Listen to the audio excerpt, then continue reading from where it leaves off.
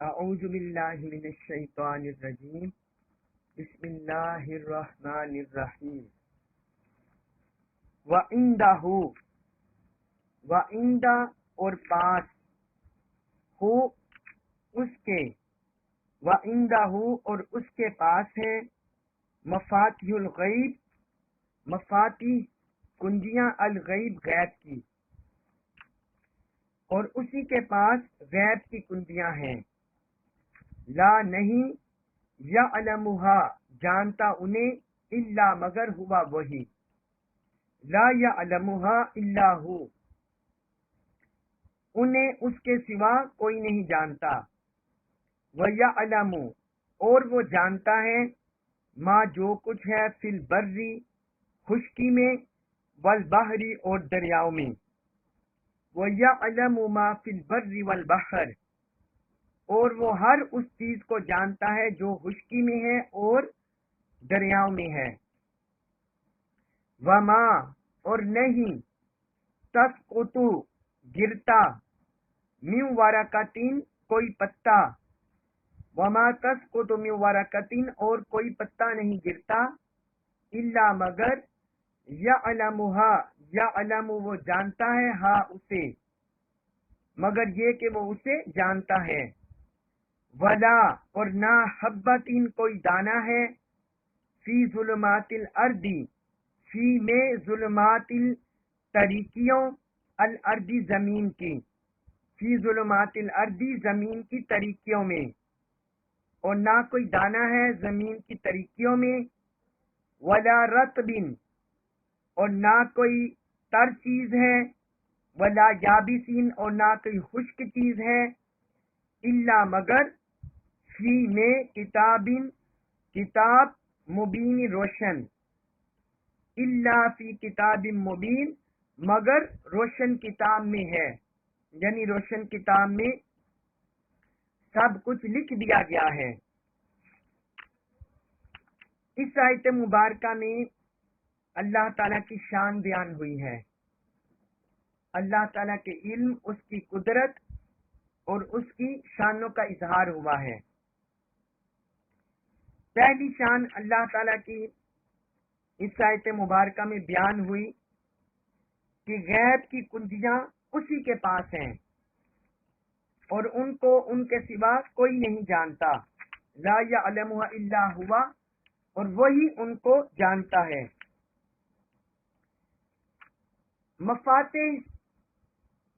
مفاتیح اس کی واحد ہے مفتاح،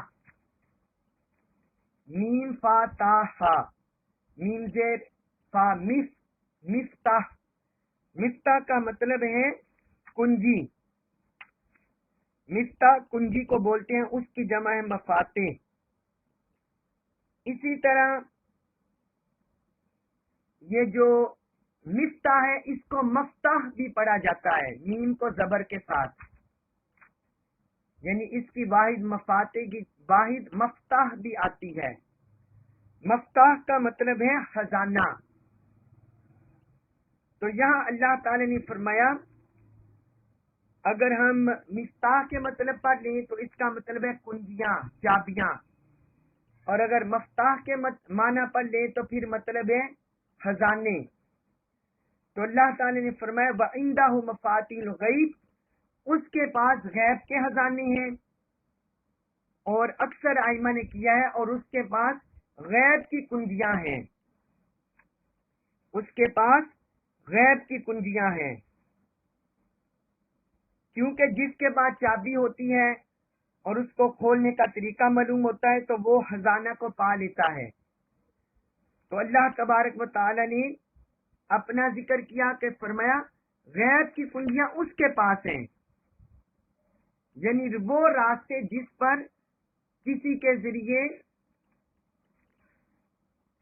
جس سے غیب کسی پر آشکار کیا جاتا ہے، تو وہ فرمایا غیب کی کنجیوں کا مالک وہ ہے، اس کی قدرت میں ہے، اس کی ملکیت میں ہے اور اس کے قبضہ قدرت میں ہے۔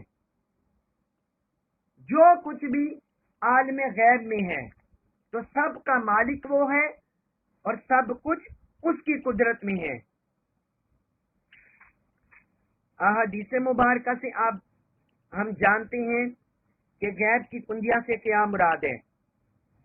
हजरत अब्दुल्ला बिन उमर रज़ी अल्लाह अन्हुमा बयान करते हैं कि रसूलुल्लाह सल्लल्लाहु अलैहि वसल्लम ने फरमाया, गैब की कुंजियां 5 हैं, गैब की कुंजियां 5 हैं जिनको अल्लाह के सिवा कोई नहीं जानता। फरमाया, कोई शख्स ये नहीं जानता कि कल क्या होगा, आने वाले कल में क्या होगा कोई शख्स नहीं जानता, और ना कोई शख्स ये जानता है कि माँ के पेट में क्या है,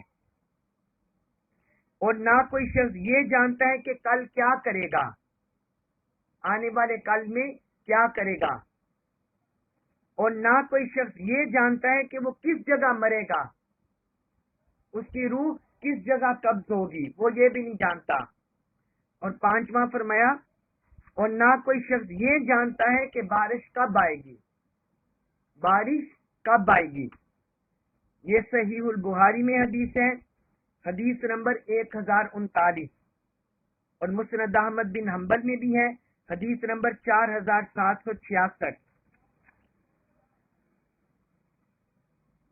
इमाम अलूसी रहमतुल्लाह अलैह वो इस आयत मुबारका की तफसीर में लिखते हैं, वो कहते हैं कि मफातिहुल गैब के ज़िमन में जो 5 चीजों का जिक्र किया गया है, तो इससे मुराद अहम चीजें हैं, इससे मुराद अहम चीजें हैं, जो दुनिया में अहम चीजें हैं, आलम गैब में है, पर्दे में है, इससे मुराद वो है।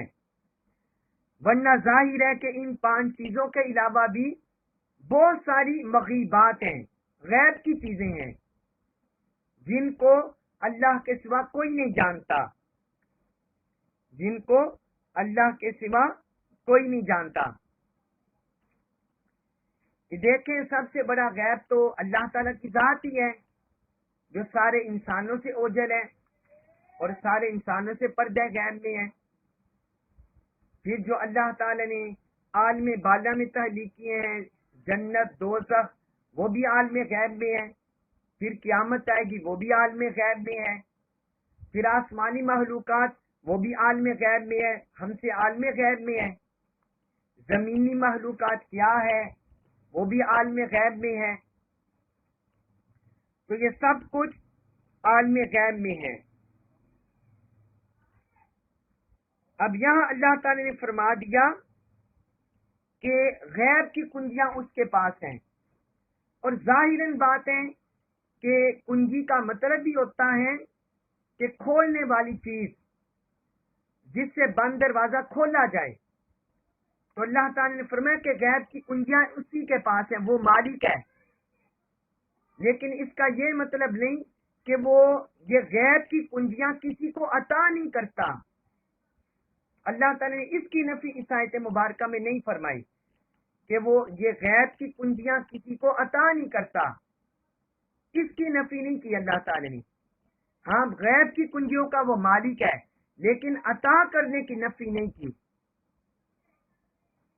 बाज लोग ये भी आयत मुबारका और इस तरह की दूसरी जो पहले भी मैं आपको बता चुका हूं कि वो इस तरह की आयत मुबारका की भी पढ़कर कहते हैं कि हुजूर सल्लल्लाहु अलैहि वसल्लम को इल्म गैब अल्लाह ताला ने अता नहीं किया, गैब पर मुत्तली नहीं किया। तो वो ये आयत मुबारका पढ़कर इसका इतला कर देते हैं, हालांकि अल्लाह ताला ने इसमें किसी को गैब से मुत्तले करने की, गैब जाहिर करने की, इत्तला करने की, अता करने की अल्लाह ताला ने इसकी नफी नहीं की, बल्कि अल्लाह ताला ने फरमाया कि मालिक वो है, उसके पास गैब की कुंजियां हैं, और वो इन गैब की कुंजियों जिसे चाहे वो अता कर सकता है, जिसे चाहे वो अता कर सकता है। आइमा ने भी इस पर लिखा है, इमाम कुर्तबी रहमतुल्लाह अलैह वो कहते हैं कि जो शख्स रसूलुल्लाह सल्लल्लाहु अलैहि वसल्लम के तवस्सुल के बगैर इन 5 चीजों के जानने का दावा करे, वो अपने दावा में झूठा है। यानी इन 5 चीजों का इल्म जो हदीस की रोशनी में हमने बयान किया, इन 5 चीजों का इल्म हुजूर सल्लल्लाहु अलैहि वसल्लम को भी अता किया गया है, और आपकी अता से امت میں بھی یہ عطا ہوتا ہے، اہل اللہ صالحین کو اور امت کو بھی یہ ملتا ہے۔ یہ امام قرطبی کا قول ہے، مرقات المفاتیح جلد 1 صفحہ 65، اس میں انہوں نے ذکر کیا۔ اسی طرح امام جلال الدین سیوطی وہ کہتے ہیں کہ بعض علماء نے فرمایا ہے کہ حضور نبی اکرم صلی اللہ علیہ وسلم کو ان 5 چیزوں کا علم بھی دیا گیا ہے، اور قیامت کے وقوع کا وقت اور روح کا علم بھی دیا گیا ہے، مگر وہ آپ صلی اللہ علیہ وسلم کو چھپانے کا حکم بھی دیا گیا ہے۔ امام جلال الدین سیوطی نے شرح الصدور، ان کی کتاب ہے شرح الصدور، صفحہ 319 میں انہوں نے یہ قول کیا ہے۔ اس طرح دیوبند مکتب فکر کے ایک بڑے عالم گزرے ہیں، علامہ شبیر احمد عثمانی، وہ کہتے ہیں، لکھتے ہیں، اس آیت مبارکہ کا مطلب یہ ہے کہ غیب کے خزانے اور ان کی کنجیاں صرف خدا کے پاس ہیں، وہی ان میں سے جس خزانے کو جس وقت اور جس قدر چاہے، یعنی جس وقت بھی اور جس قدر چاہے وہ کسی پر کھول سکتا ہے، کسی پر کھول سکتا ہے۔ تفسیر عثمانی میں یہ انہوں نے درج کیا ہے، لکھا ہے صفحہ 179 میں، صفحہ 179 میں یہ اس کو ذکر کیا ہے، انہوں نے یہ قول درج کیا ہے۔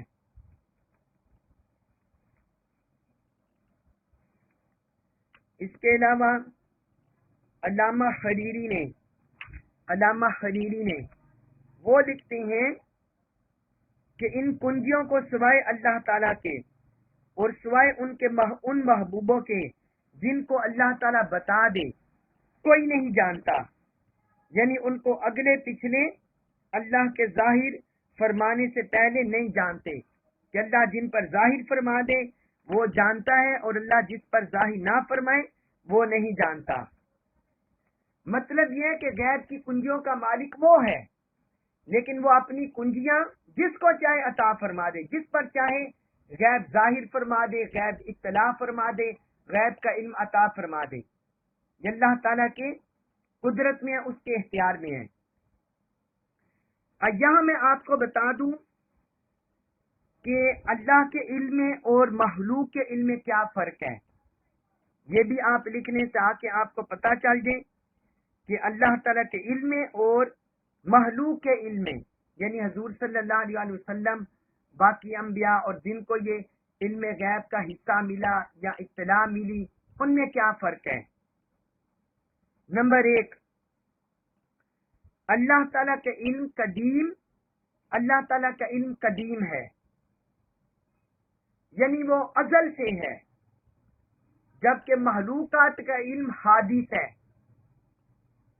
یہ حادث ہے، یہ قدیم نہیں ہے۔ اللہ تعالیٰ کا علم قدیم ہے، اور جبکہ حضور صلی اللہ علیہ وسلم کا علم قدیم نہیں ہے، حادث ہے۔ اور پھر اللہ تعالیٰ کا علم غیر متناہی ہے، غیر متناہی ہے، یعنی اس کی کوئی حد نہیں ہے، غیر محدود ہے، جبکہ حضور صلی اللہ علیہ وسلم کا علم مخلوق ہونے کے لحاظ سے محدود ہے، آپ کو اپنی ذات کے لحاظ سے علم عطا فرمایا گیا ہے۔ اور تیسرا، اللہ تعالیٰ کا علم ازہد ہے، ذاتی ہے، جبکہ حضور صلی اللہ علیہ وسلم کا علم اور مخلوق کا علم عطائی ہے، اللہ کی عطا سے ہے، ازہد نہیں ہے۔ اور چوتھا فرق یہ ہے کہ اللہ تعالیٰ کا علم غنی ہے، کہ وہ کسی کا محتاج نہیں ہے، کسی حواس ظاہری کا، حواس باطنی کا، روحانیت کا، الہام کا، وجدان کا، وحی کا، وہ مستغنی ہے، غنا ہے، جبکہ حضور صلی اللہ علیہ وسلم کا علم، مخلوقات کا علم، یہ وحی کا، نظر و فکر کا، التفات کا، حواس ظاہری کا، حواس باطنی کا، یہ محتاج ہے۔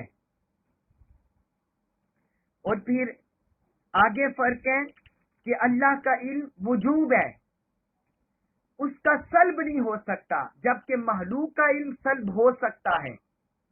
مخلوق کے علم میں انقطاع آ سکتا ہے، اس میں انقطاع آ سکتا ہے، سلب ہو سکتا ہے. پھر آگے فرق ہے اللہ کے علم میں اور مخلوق کے علم میں. اللہ کا علم جو ہے وہ کمال انتہا پر ہے، کمال انتہا پر ہے ہر لحاظ سے، جب کہ کوئی کائنات کا ذرہ بھر بھی اس کے علم سے مخفی نہیں ہے. وہ کائنات کے ہر چیز پر اس کا علم حاوی ہے، کمال کا علم ہے. جبکہ مخلوق کا علم وہ اس طرح کمال غایت پر نہیں ہے، کمال غایت پر نہیں ہے، انتہا پر نہیں ہے. ہر ذرے کا علم مخلوقات کو نہیں ہے. حضور صلی اللہ علیہ وسلم کا علم اپنی رسالت کے لحاظ سے، منصب کے لحاظ سے ہے. باقی انبیاء کرام رسولوں کا علم اپنے منصب کے لحاظ سے، اس طرح باقی مخلوقات کے علم بھی اپنے منصب کے لحاظ سے ہیں. تو یہ فرق آپ کو اللہ اور مخلوق کے علم میں ملحوظ رہنا چاہیے، یہ فرق آپ کو پتہ ہونا چاہیے. اور پھر اسی آیت مبارکہ میں اللہ تعالی نے اپنے علم کو مزید آشکار کیا ہے. فرمایا وَيَعْلَمُ مَا فِي الْبَرِّ وَالْبَحْرِ، جو کچھ بری میں ہے، خشکی میں ہے، اور جو کچھ دریاؤں میں ہے، اللہ سب کچھ جانتا ہے. فرمایا بر اور بحر میں جو کچھ ہے اللہ اسے جانتا ہے. یعنی جو کچھ بھی زمین کی تہوں میں ہے، زمین کی مخلوقات میں ہے، کیڑے مکوڑے زمین کی تہ میں، پانی، جو کچھ ہے اللہ تعالیٰ سب کچھ جانتا ہے. اور جو کچھ بحر میں ہے، سمندروں میں، اللہ اسے بھی جانتا ہے. کتنی مخلوقات ہیں وہ سب کچھ اللہ جانتا ہے.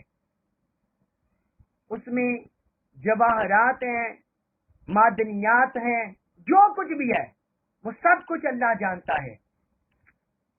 اور آگے پھر اللہ تعالی نے اپنے علم کی وسعت بیان کی، وَمَا تَسْقُطُ مِن وَرَقَةٍ إِلَّا يَعْلَمُهَا، کہ جو کچھ پتا بھی گرتا ہے اللہ اسے بھی جانتا ہے.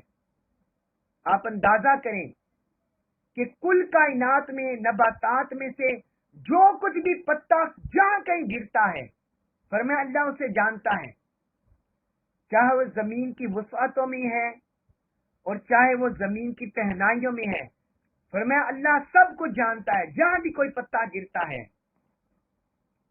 اللہ سب کچھ جانتا ہے. وَلَا حَبَّةٍ فِي ظُلُمَاتِ الْأَرْضِ، اور زمین کی تریکیوں میں جو کوئی دانہ ہے اللہ اسے بھی جانتا ہے.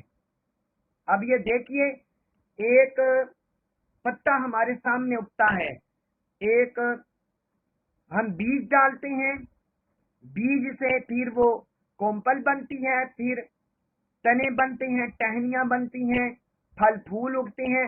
تو یہ سب کچھ درخت ہمارے سامنے ہوتا ہے، پودا ہمارے سامنے ہوتا ہے. لیکن جو بیج ہم بوتے ہیں اس کا زمین کے اندر کیا حال ہے وہ ہماری نگاہوں سے اوجھل ہوتا ہے. تو فرمایا جو زمین کی گہرائیوں میں، زمین کی تریکیوں میں جو کوئی ایک دانہ بھی ہے اللہ اسے بھی جانتا ہے. ہر دانے کے حالات سے باخبر ہے کہ اس سے کتنے ہوشے نکلتے ہیں اور ان ہوشوں سے آگے کتنے دانے پھوٹتے ہیں. فرمایا اللہ جانتا ہے. وَلَا رَطْبٍ وَلَا يَابِسٍ، اور جو کوئی تر چیز ہے اس کائنات میں یا خشک چیز ہے اللہ اسے بھی جانتا ہے. پوری کائنات میں یا کوئی خشک چیز ہے یا تر چیز ہے، یعنی ہر چیز میں یہ صفت پائی جاتی ہے، یا اس میں تری کی صفت ہوتی ہے یا خشکی کی صفت. تو فرمایا اللہ اسے بھی جانتا ہے، وہ بھی اللہ کے علم میں ہے. اس قدر اللہ کا وسیع علم ہے کہ انسان کا علم، انسان کی سوچ، انسان کا فہم، انسان کا تدبر، انسان کا غور و فکر، انسان کا دماغ بھی وہاں تک نہیں جاتا جہاں تک اللہ کا علم ہے. کیونکہ اللہ کی ذات لامحدود ہے، وہ انسان کی سوچوں سے ماورا ہے، لہذا اس کے علم کا بھی یہی حال ہے کہ اس کا علم بھی لامحدود ہے، اس کا علم بھی لامحدود ہے. تو یہاں پھر آگے فرمائے الا فی کتاب مبین، مگر سب کچھ روشن کتاب میں ہے۔ فرمایا اللہ تعالیٰ نے یہ سب کچھ خشکی تری، یہ سب کچھ روشن کتاب میں لکھ دیا ہے، یعنی لوح محفوظ میں یہ سب کچھ لکھ دیا ہے۔ لوح محفوظ میں یہ اللہ تعالیٰ نے سب کچھ لوح محفوظ میں لکھ دیا ہے۔ لوح محفوظ اس لیے اس روشن کتاب کو کہا جاتا ہے کیونکہ وہ کتاب تحریف سے، شیطان کی رسائی سے محفوظ ہے۔ اللہ تعالیٰ نے ازل سے اس میں سب کچھ لکھ دیا ہے، ازل سے سب کچھ اس لوح محفوظ میں لکھ دیا ہے۔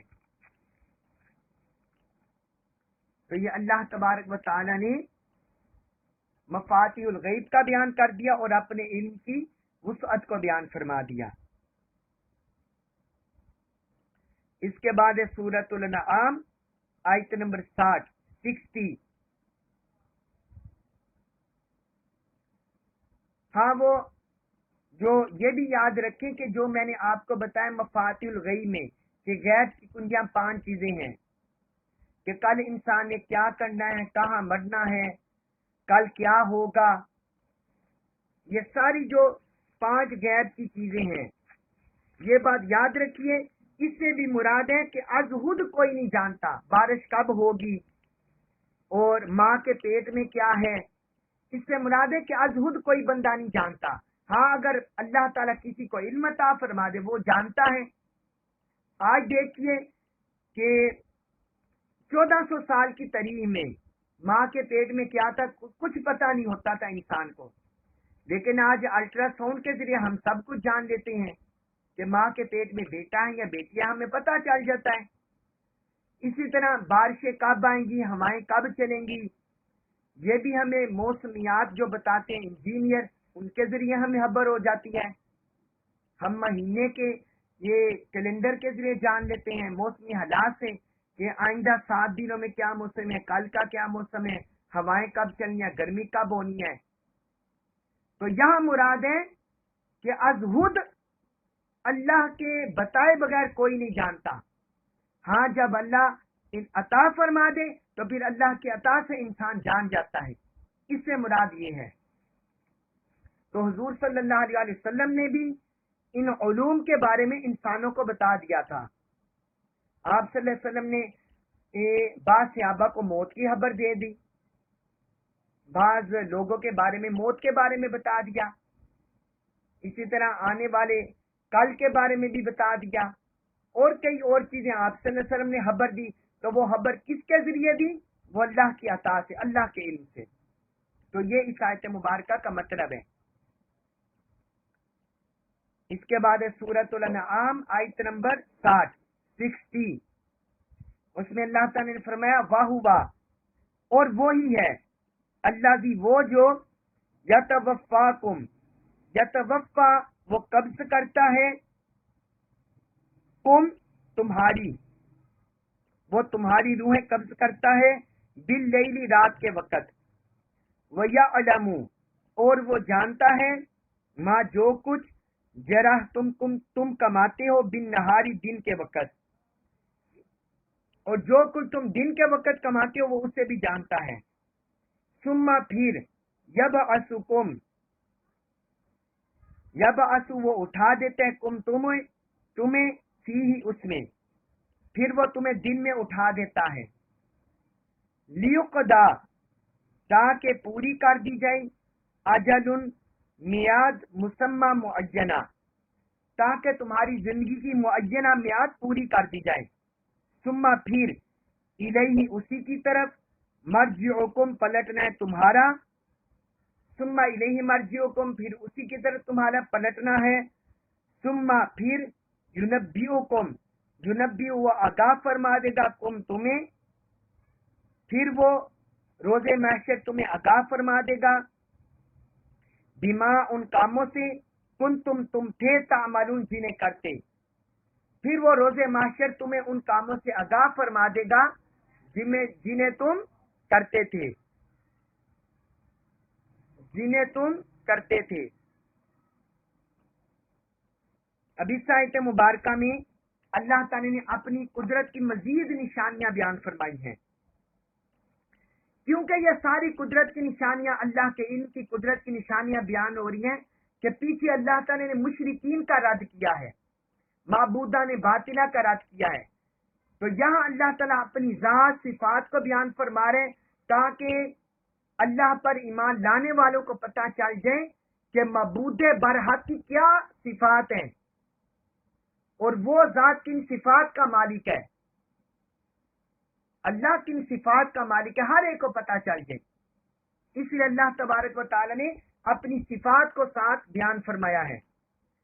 تو اس آیت مبارکہ میں اللہ تعالی نے فرما دیا کہ وہ رات کے وقت تمہاری روحیں قبض کرتا ہے، رات کے وقت تمہاری روحیں قبض کر لیتا ہے۔ اب اس سے کیا مراد ہے رات کے وقت روحیں قبض کرنا؟ حالانکہ رات کے وقت جب ہم سوتے ہیں، ہم سانس لے رہے ہوتے ہیں، کروٹیں بدل رہی ہوتے ہیں، پھر اللہ تعالیٰ کیسے ہماری روحیں قبض کرتا ہے؟ تو یہ بات یاد رکھیے، روح دو طرح کی ہوتی ہے، روح دو طرح کی ہوتی ہے۔ ایک روح کا تعلق ہے احساس کے ساتھ اور ایک روح کا تعلق ہے حیات کے ساتھ اور عمل کے ساتھ۔ ایک روح کا تعلق ہے احساس کے ساتھ اور ایک روح کا تعلق ہے زندگی کے ساتھ اور ارادہ کے ساتھ، عمل کے ساتھ، جو انسان اعمال کرتے ہیں ان کے ساتھ۔ یہ روح کے دو تعلق ہیں۔ تو یہ جو رات کے وقت اللہ ہماری روح قبض کرتا ہے، اس سے مراد ہے ہماری احساس کی روح، جو ہمارے حواس ظاہری ہیں، ان کا عمل معطل ہو جاتا ہے۔ جو ہمارے حواس ظاہری ہیں، یہ جو ہمارے ارواح حساسہ ہیں، ظاہری حساس، ظاہری حواس، تو یہ ہمارے ظاہر سے باطن میں چلے جاتے ہیں۔ جس وقت بندہ دیکھے جب سوتا ہے تو وہ ظاہری آنکھ سے نہیں دیکھ رہا ہوتا، ظاہری جو اس کے کان ہیں ان سے نہیں سنتا ہوتا، اسی طرح وہ اپنے ہاتھوں سے کچھ بھی کاٹ نہیں رہا ہوتا، اپنے ٹانگوں سے کچھ بھی نہیں کر رہا ہوتا۔ جب وہ سویا ہوا ہوتا ہے تو یہ سارے اس کے ظاہری آواز معطل ہو جاتے ہیں، ظاہری آواز معطل ہو جاتے ہیں، لیکن جو اس کی زندگی ہے وہ برقرار ہوتی ہے، اس کی حیات چل رہی ہوتی ہے، اس کا دل دھڑک رہا ہوتا ہے، اس کے دل کی دھڑکن جاری ہوتی ہے، خون کی پمپنگ ہو رہی ہوتی ہے، کیونکہ اس کا تعلق موت کے ساتھ ہے۔ اور نیند چونکہ موت کی بہن ہے۔ ایک حدیث مبارک ہے، حضرت جابر رضی اللہ عنہ بیان کرتے ہیں کہ حضور صلی اللہ علیہ وسلم سے سوال کیا گیا، یا رسول اللہ کیا اہل جنت کو نیند آئے گی؟ تو رسول اللہ صلی اللہ علیہ وسلم نے فرمایا، نیند موت کا بائی ہے، نیند موت کا بائی ہے، اور اہل جنت کو نیند نہیں آئے گی۔ یہ امام طبرانی نے المعجم الاوسط میں اس حدیث کو روایت کیا، حدیث نمبر 923۔ تو یہ فرق ہے نیند میں اور موت میں۔ نیند میں ہمارے جو جسم کے بعض ظاہری حواس ہیں یہ معطل ہو جاتے ہیں، اور جب موت آئے گی، جب ہماری روح قبض ہوگی، تو پھر پورا کا پورا بدن ہمارا معطل ہو جاتا ہے، حواس ظاہری بھی اور حواس باطنی بھی۔ حواس ظاہری اور ہمارا ارادہ، ہمارا عمل کرنا، یہ سب کچھ معطل ہو جاتا ہے، یہ سب کچھ ہمارا معطل ہو جاتا ہے۔ تو نیند دراصل وفات صغرا ہے اور موت یہ وفات کبرا ہے۔ تو اللہ تعالیٰ نے فرمایا کہ اللہ جانتا ہے جن کو وہ رات کو روح قبض کر لیتا ہے، اور پھر فرمایا وَيَعْلَمُ مَا جَرَحْتُمْ بِالنَّهَارِ، اور جو کچھ تم دن کے وقت کرتی ہو اللہ تعالیٰ اسے بھی جانتا ہے۔ جو کچھ تم دن کے وقت اعمال کرتے ہو، جو کچھ بھی کسب کرتے ہو، ارادہ کرتے ہو، اپنے کام کاج کرتے ہو، وہ بھی تمہارا اللہ سے مخفی نہیں ہے، اللہ سب کچھ جانتا ہے۔ ثم يبعثكم فيه ليقضى اجل مسمى، پھر فرمایا پھر وہ تمہیں دن میں اٹھا دیتا ہے ताकत मुअय्यना मियाद पूरी कर लो, यानी जब तक तुम्हारी दुनिया में सांसें हैं तुम वो मियाद मुकर्रर कर लो। इसलिए अल्लाह तुम्हें दुनिया में उठा लेता है, तुम्हें नींद से दोबारा बेदार कर देता है और हालत जिंदगी में ले आता है। सुम्मा इलैहि मर्जिउकुम, फिर उसी की तरफ तुम्हें पलट जाना है। यह जिंदगी में इसी तरह सिलसिला चलता रहेगा, कभी इंसान बेदार होगा, कभी सोएगा, कभी नींद में आएगा, कभी हालती बेदारे में आएगा। तो इससे हमें यह भी मैसेज मिलता है, ऐ इंसान, जिस तरह तुम जिंदगी में सोते हो और फिर बेदार होते हो और तुम्हारे हवास काम करना शुरू कर देते हैं, जबकि नींद की हालत में तुम्हारे ज़ाहिरी हवास मुअत्तल हो जाते हैं, बाज हवास मुअत्तल हो जाते हैं, पर तुम कुछ भी ज़ाहिरी तौर पर नहीं कर रहे होते। तो इसी तरह जब तुम मरोगे तो कुल्लियातन भी तुम्हारे हवास जब मुअत्तल हो जाएंगे, तो जिस तरह नींद के बाद तुम्हें तुम्हारा रब जिंदगी देता है, बेदारी में लाता है, इसी तरह मरने के बाद वही तुम्हारा रब तुम्हें उठाएगा। वही इस पर भी कुदरत रखता है तुम्हें उठाने की दोबारा। इसमें यह भी अल्लाह ताला ने मुशरिकों को और मुनकिरीन को, ये अल्लाह तबारक व तआला ने इस मिसाल के जरिए और इस हकीकत को समझाया है। फरमाया सुम्मा इलैहि मर्जिउकुम, इसलिए यहाँ एंड पे ये भी फरमाया कि फिर उसी की तरह तुम्हें पलटना है। सुम्मा युनब्बिउकुम बिमा कुंतुम तामलून, फिर वो तुम्हें खबरदार कर देगा जो कुछ तुम करते रहे थे। तो जो कुछ भी तुम दुनिया में अमल करते रहे, अल्लाह ताला तुम्हें क़यामत के दिन खबर कर देगा, उससे आगाह फरमा देगा कि तुम दुनिया में क्या क्या करते रहे, उन सब कामों से आगाह फरमा देगा। इसके बाद है सूरतुल अनआम आयत नंबर 61, उसमें फरमाया वाह हुआ, और वही है अल काहिरु गालिब, फौका ऊपर, इबादी ही अपने बंदों पर। वाह हुआ अल काहिरु फौका इबादी ही, और वही अपने बंदों पर गालिब है। वयुरसिलु, और वो भेजता है अलैकुम तुम पर, हफजतन निगहबान, और वो तुम पर निगहबान भेजता है, यानी फरिश्तों को तुम पर निगहबान भेजता है। हत्ता यहाँ तक कि इज़ा जब जाआ आती है आहदुकुम किसी एक को तुम में से अल मौत मौत, हत्ता के जब तुम में से किसी एक को मौत आती है, तवफ़्फ़त तो कब्ज कर लेते हैं उसकी रूह कब्ज कर लेते हैं, रुसुलुना हमारे भेजे हुए, रुसुलु हमारे भेजे हुए, ना हमारे भेजे हुए फरिश्ते उसकी रूह कब्ज कर लेते हैं। वहुम, और वो, ला नहीं, युफर्रितून खता करते, वहुम ला युफर्रितून, और वो खता नहीं करते। सुम्मा, फिर, अगली आयत का भी हम साथ तर्जुमा पढ़ लेते हैं, आयत नंबर 61 का। सुम्मा, फिर, रुद्दू, वो लुटाए जाएंगे, इला तरफ अल्लाह के। सुम्मा रुद्दू इलल्लाह, फिर वो सब अल्लाह के हुजूर लौटाए जाएंगे। मौलाहुम, मालिक है हुम उनका, अल हक की हकीकी। हाँ जी, आयत नंबर 62 का भी साथ पढ़ रहे हैं। मौलाहुम अल हक, जो उनका मालिक हकीकी है। अला, खबरदार जान लो, लहू, उसी का है, अल हुक्म, हुक्म, फरमाया जान लो हुक्म फरमाना उसी का काम है। अला लहुल हुक्म, जान लो हुक्म फरमाना उसी का है, हुक्म उसी का चलेगा।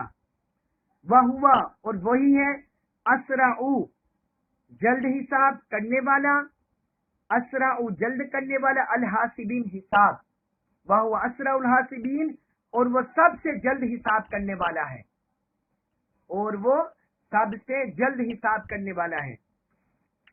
अब इन दो आयतें मुबारका में भी अल्लाह ताला ने अपनी कुदरत को बयान किया है, अपनी कुदरत को बयान किया है। सबसे पहले बयान फरमाया कि वो अपने बंदों पर गालिब है। यहाँ लफ्ज़ है अल काहिरू, वो काहिर है। काहिर का मतलब وہ اپنے بندوں پر غالب ہے،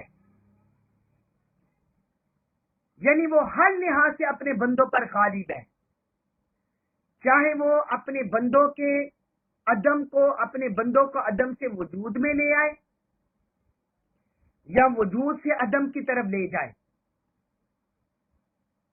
موت سے حیات کی طرف لے آئے یا حیات سے موت کی طرف لے جائے، ظلمت سے تاریکی سے نور کی طرف لے جائے یا نور سے تاریکی ظلمت کی طرف لے آئے، دن پر رات لے آئے یا رات پر دن لے آئے، بیماری سے تندرستی لے آئے یا تندرستی سے بیماری لے آئے، مالداری سے غربت لے آئے یا غربت سے مالداری لے آئے، فرمایا وہ اپنے بندوں پر غالب ہے، وہ مالک الملک ہے، جیسے چاہتے ہیں اپنے بندوں پر تصرف کرتا ہے، جیسے چاہتا ہے اپنے بندوں پر تصرف کرتا ہے، وہ قدرت رکھتا ہے، قادر مطلق ہے۔ اور پھر آگے فرمایا وَيُرْسِلُ عَلَيْكُمْ حَافِظًا، اور وہ تم پر نگہبان بھیجتا ہے، محافظ فرشتوں کو بھیجتا ہے، محافظ فرشتوں کو بھیجتا ہے۔ یہاں اللہ تعالیٰ نے بیان فرمایا حافظہ، حافظہ یہ حافظ کی جمع ہے، حافظ کی جمع حافظہ، جس طرح طالب کی جمع ہوتی ہے طالبہ، طلبہ نہیں بولتے طلبہ، تو اسی طرح یہ طالب کی جمع طلبہ، اسی طرح حافظ کی جمع حافظہ۔ اس سے مراد وہ فرشتے ہیں جو بندوں کی حفاظت کرتے ہیں، بندوں کے اعمال کی حفاظت کرتے ہیں اور اس کی آفات سے، مشکلات سے، آفات و بلیات سے اس کی حفاظت کرتے ہیں۔ اور یہ دو فرشتے ہیں، یہ دو فرشتے ہیں، دو رات کو ہوتے ہیں اور دو دن کے ہوتے ہیں، دو دن کے ہوتے ہیں اور دو رات کو ہوتے ہیں۔ یہ انسان کے ساتھ ہوتے ہیں فرشتے، جن کا ذکر اللہ تعالیٰ نے اور مقام پر بھی کیا، سورۃ الانفطار، سورۃ الانفطار آیت نمبر 10 تا 12، اس میں اللہ تعالیٰ نے فرمایا وَإِنَّ عَلَيْكُمْ لَحَافِظِينَ، اور بے شک تم پر ضرور حفاظت کرنے والے مقرر ہیں، یعنی فرشتے، کرامن کاتبین، لکھنے والے، معزز معزز لکھنے والے، یعلمون ما تفعلون، وہ جانتے ہیں جو کچھ تم کرتے ہو، وہ جانتے ہیں جو کچھ تم کرتے ہو۔ اسی طرح سورۃ قاف آیت نمبر 17 اور 18، اس میں اللہ تعالی نے فرمایا اذ یتلقى المتلقیان عن الیمین وعن الشمال قعید، جب لے لیتے ہیں، جب اس کے ہر قول اور فعل کو لے لیتے ہیں دو لینے والے فرشتے، دائیں طرف سے اور بائیں طرف سے، عن الیمین وعن الشمال قعید، ایک دائیں طرف اور دوسرا بائیں طرف بیٹھا ہوتا ہے، ما یلفظ من قول، وہ جو کچھ بھی زبان سے کہتا ہے، الا لدیہ رقیب عتید، مگر اس کو لکھنے کے لیے ایک نگہبان فرشتہ تیار ہوتا ہے، نگہبان فرشتہ تیار ہوتا ہے، یعنی جو بندوں کے نام میں اعمال لکھتے ہیں، بندوں کے اعمال لکھتے ہیں۔ دائیں طرف والا فرشتہ انسان کی نیکیاں لکھتا ہے اور بائیں طرف والا فرشتہ انسان کے گناہ لکھتا ہے۔ اور یہی فرشتے جب انسان بیٹھا ہوتا ہے دائیں، تو ایک فرشتہ دائیں جانب ہوتا ہے، دوسرا فرشتہ بائیں جانب، اور جب انسان چل رہا ہوتا ہے تو ایک فرشتہ بندے کے آگے ہوتا ہے، دوسرا پیچھے ہوتا ہے، اور جب انسان سوتا ہے تو ایک فرشتہ اس کے سر کی طرف ہوتا ہے اور دوسرا فرشتہ اس کی پیروں کی جانب ہوتا ہے، تو یہ انسانوں کے عمل بھی لکھتے ہیں اور انسانوں کی حفاظت بھی کرتے ہیں۔ حضرت ابو ہریرہ رضی اللہ عنہ سے مروی حدیث ہے، رسول اللہ صلی اللہ علیہ وسلم نے فرمایا رات کے فرشتے اور دن کے فرشتے تمہارے پاس باری باری آتے ہیں اور فجر اور عصر کی نمازوں میں جمع ہوتے ہیں۔ جن فرشتوں نے تمہارے ساتھ رات گزاری ہوتی ہے، جب وہ اوپر چلے جاتے ہیں تو ان کا رب ان سے سوال کرتا ہے، حالانکہ ان سے زیادہ جاننے والا ہے، وہ پوچھتا ہے تم نے میرے بندوں کو کس حال میں چھوڑا، یعنی جو فجر کے وقت رب کی بارگاہ میں جاتے ہیں، اللہ ان سے پوچھتا ہے تم نے میرے بندوں کو کس حال میں چھوڑا، وہ کہتے ہیں اے ہمارے پروردگار، ہم نے جس وقت ان کو چھوڑا تو وہ فجر کی نماز پڑھ رہے تھے. ہم نے جس وقت ان کو چھوڑا وہ فجر کی نماز پڑھ رہے تھے, اور جب ہم ان کے پاس گئے تھے تو تب بھی وہ نماز پڑھ رہے تھے. یعنی عصر کے وقت ہم ان کے پاس گئے, نماز پڑھ رہے تھے, اور جب چھوڑ کے فجر کے وقت تب بھی نماز پڑھ رہے تھے. اتنا مقام ہے نماز کا بھی. یہ صحیح البخاری میں حدیث ہے, حدیث نمبر 555, اور صحیح مسلم میں حدیث ہے, حدیث نمبر 632, حدیث نمبر 632. اور یہ فرشتے انسان کی نیکیاں لکھتے رہتے ہیں. یہ اس وجہ سے اللہ نے ان کو مقرر کیا ہے تاکہ بندوں پر قیامت کے دن مادی حجت بھی قائم کی جائے. ان کے سامنے نامہ اعمال رکھا جائے, فرشتے پیش کر دے, یہ دیکھو بندو تم دنیا میں کیا کرتے رہے. تو اللہ تعالی نے مادی طور پر بھی بندوں پر حجت قائم کرنے کے لیے ان فرشتوں کو مقرر کیا ہے. اور یہ بھی ایک حکمت ہے کہ انسان کی برائیاں, انسان کے اعمال, وہ سب محفوظ کر کے رب کی بارگاہ میں پیش کر دیے جائیں اور ان بندوں کے سامنے لائے جائیں. اور پھر اللہ تعالی نے فرمایا حتی اذا جاء احدکم الموت توفته رسلنا, جب تم میں سے کسی کی موت آ جاتی ہے تو پھر ہمارے بھیجے ہوئے فرشتے اس کی روح قبض کرتے ہیں. حقیقی روح قبض کرنے والا اللہ کی ذات ہے, لیکن اللہ تعالی نے جس طرح ہر کام کے لیے فرشتے مقرر کیے ہیں, اسی طرح روح قبض کرنے والے فرشتے مقرر کیے ہوئے.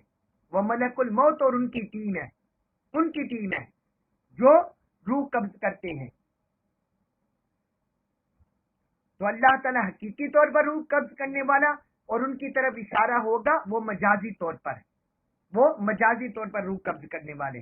اور فرمایا وہ کوئی کمی خطا نہیں کرتے, جیسا ان کو آرڈر ہوتا ہے وہ کر دیتے ہیں.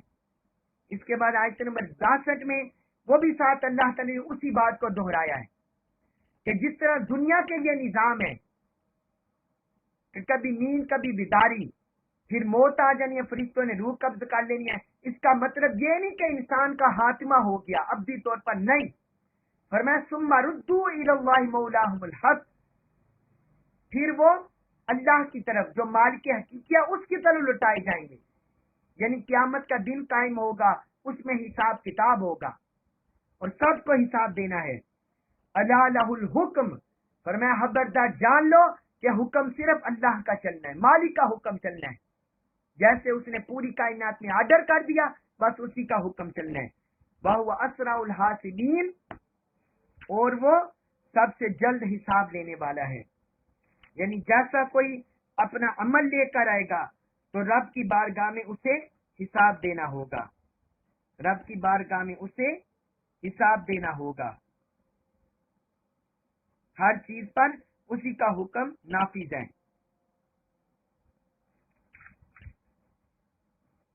ہر چیز پر اسی کا حکم نافذ ہے. اللہ تبارک و تعالی ہمیں قرآن مجید کا کمال کو فہم نصیب فرمائے اور ہمیں اس پر عمل پیرا ہونے کی توفیق عطا فرمائے. وما علیہ الا البلاغ المبین.